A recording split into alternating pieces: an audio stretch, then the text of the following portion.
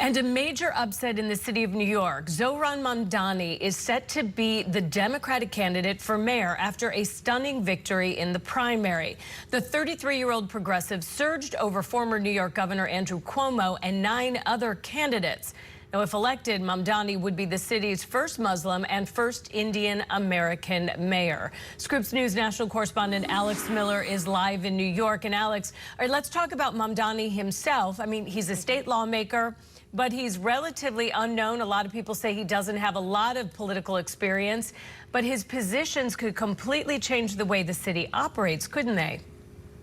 They definitely could, and that criticism you saw even from the New York Times as they really criticized him ahead of this. Still, he prevailed. He, again, 33 years old. He's only been in the New York State Assembly for about 4 years. He's proposed almost 24 bills. Only 3 of them, minor bills, have been passed. So he has a very thin record, but for some of these younger voters, that might be what they were looking for. He's a self-proclaimed Democratic Socialist, a member of the Democratic Socialists of America, and he has put forward some ideas that many of his opponents have said are lofty. Things like free child care, government-run grocery stores, free city buses, which he actually participated in a pilot program for this. That program didn't end up getting renewed after 1 year, but he says the city buses should be free. These are things that he likely appealed to some of his more progressive supporters. There's also a lot of things that he has been criticized for. He has gone back and forth a little bit about his positions when it comes to the NYPD. He once called for the NYPD to be defunded. He released a 17-page safety plan in April, effectively saying that he was going to reshape the way that the NYPD looks, including cutting down on their huge overtime budget.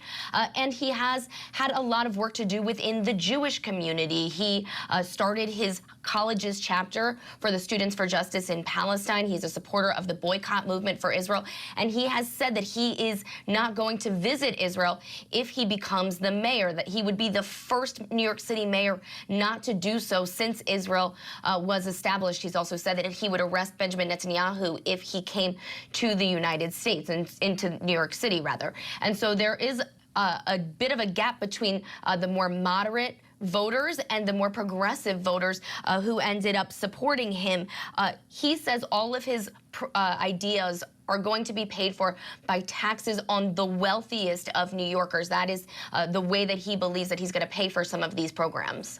And Alex, Governor Cuomo conceded pretty quickly last night, despite final results still being tabulated. So why did he do that? And what does this mean for the rest of the race? And do you think he could enter the race as an independent at this point? Yeah, the writing was really on the wall for Cuomo last night because he wasn't in first place. And based on what we saw in terms of the other candidates kind of coalescing together to not rank Andrew Cuomo, to get their supporters not to do so, if he wasn't going to be in first place at the end of the night last night, it's unlikely that other people were going to put him second. So, for instance, Mamdani was in first place. He cross-endorsed with Brad Lander, who was in third place. So when they got to that second round of the ranked choice voting that we've been talking about, Lander's supporters likely would have gone to Mamdani. So no, this has not been called yet, but it would be very hard for Cuomo to pull ahead at this juncture. So he conceded late last night, something that I think a lot of people didn't think he was going to do. Listen to what he said. He touched young people and inspired them and moved them and got them to come out and vote. And he really ran a highly impactful campaign. There's a lot now for the former governor to think about. He has said that he will run as an independent candidate, joining the sitting Democratic Mayor Eric Adams, also running as an independent candidate, making this a 4-way race.